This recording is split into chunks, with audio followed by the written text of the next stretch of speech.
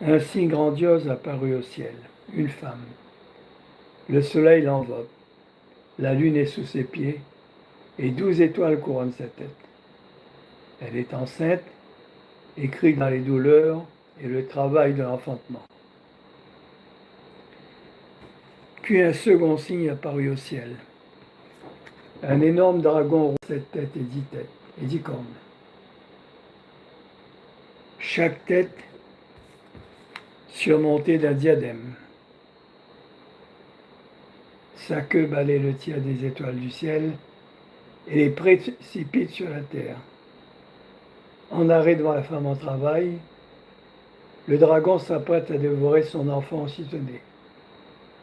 Or la femme mit au monde un enfant mâle, celui qui doit mener toutes les nations avec un sceptre de fer.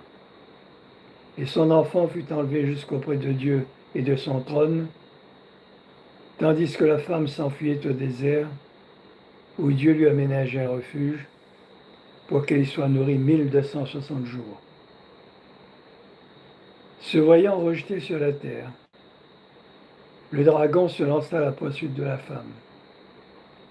Mais elle reçut les 2 ailes du grand aigle pour voler au désert jusqu'au refuge, où loin du serpent, elle doit être nourrie un temps et des temps, et la moitié d'un temps.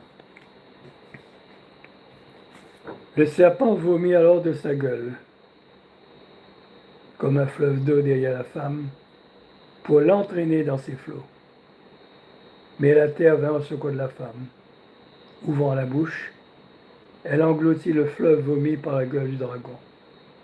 Alors, furieux contre la femme, le dragon s'en alla guerroyer contre le reste de ses enfants, ceux qui gardent les commandements de Dieu et possèdent le témoignage de Jésus. C'est le combat entre la lumière et les ténèbres. Visualisez la scène.